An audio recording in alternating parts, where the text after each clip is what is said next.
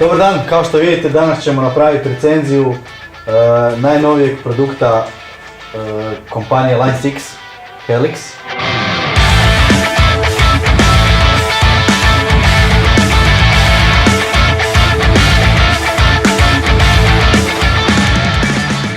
Jako napredna sprava, to je gitarski procesor koji zamjenjuje pojačala i sve dodatne pedale koje će vam trebati za izvođenje live showa ili ne znam, kućnu produkciju ili bilo šta slično. Pa evo idemo na raspakiravanje, da vidimo kako to čudo unutra izgleda. Ovo je još beta verzija softvera koji je na njemu. Firmware nije finalan, tako da vjerojatno će biti još promjena. Pošto je ovo jedan od prvih u Europi uopće koji su izbacili. Da vidimo kako to sve funkcionira. Znači, struja, USB stick sa vjerojatno softverom koji će nam koristiti kasnije za konekciju sa računalom. I evo tog čuda koje ovako na prvi dodir ne djeluje nimalo jeftino. Dosta je težak. S obzirom na svoje prethodnike.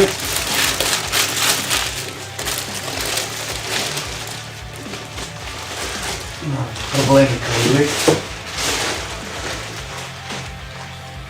Eto ga. Divotica. Izgleda je jako solidna. Djeluje čvrsto. Vidimo ovdje ima i nekih novih konektora koje su dodali. Napokon su dodali 220 standardni konektor Eurokabla i switch za power. I ima nekih novih sendova i returnova, koliko vidim. Ovo sve ostalo je standardno. Evo nas na zadnjoj ploči, znači imamo konekciju za napajanje, power gumb, USB konekcija s računalom, digitalna sekcija link out i SPDIF, MIDI konekcija za konekciju sa zvučnom karticom ili MIDI uređajima, Variax, ulaz za Variax gitare i njihove ostale produkte, phones, standardni nebalansirani izlaz, balansirani izlazi, ground lift gumb i sad imamo tu dodatak malo više sendova i returnova. To jest ako želite spojiti neke svoje pedale ili bilo šta u Line 6 chain koji je na Helixu, možete ga tu ubaciti unutra. Tako da tipa pedale ili bilo šta slično ulazi ovdje. Mikrofon in za, naravno pošto to nije samo gitarski procesor nego ima i preampove, to je simulacija poznatih preampova, onda možete koristiti mikrofon ovdje. Ovdje gitarski ulaz, AUX ulaz za spajanje ne znam MP3 ako želite svirati paralelno uz nekakvu glazbu. I sad tu imamo dodatno za expression pedale spajanje i jedan izlaz za out na amp. Znači to su evo dodaci neki novi. To je bilo to od tih eksternih izlaza i ulaza. Evo paljenje po prvi put. Piše da je firmware verzija 1.0.1.2, to vjerojatno nije finalna, na tome se još radi. Display je u boji, izgleda dosta impresivno. Sad ćemo vidjeti za ostatak.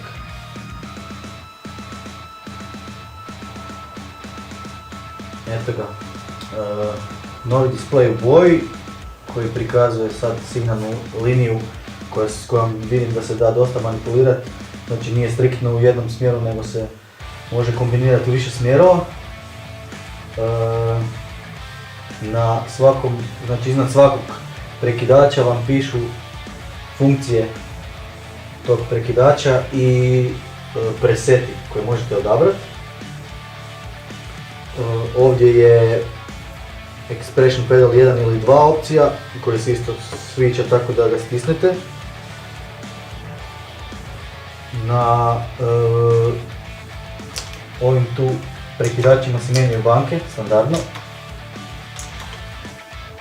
Mislim da ima i mod za stomp, da ovdje, i sad možete dodati bilo koji efekt u signalnom lancu, se može assignat na jedan od ovih prekidača.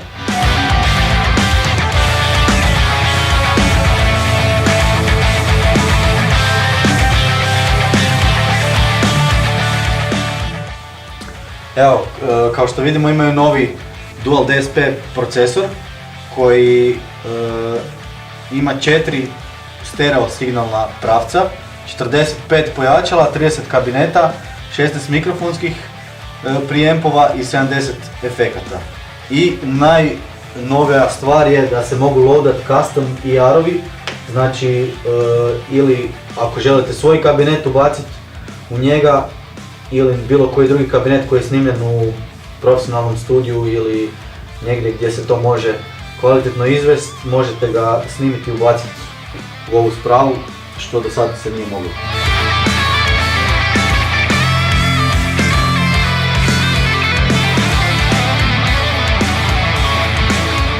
Evo, kao što vidimo imamo dva foldera preseta u kojem je 32 komada u svakom i dodali su 5 user foldera u koje možete staviti, svaki taj folder stane isto po 32 komada.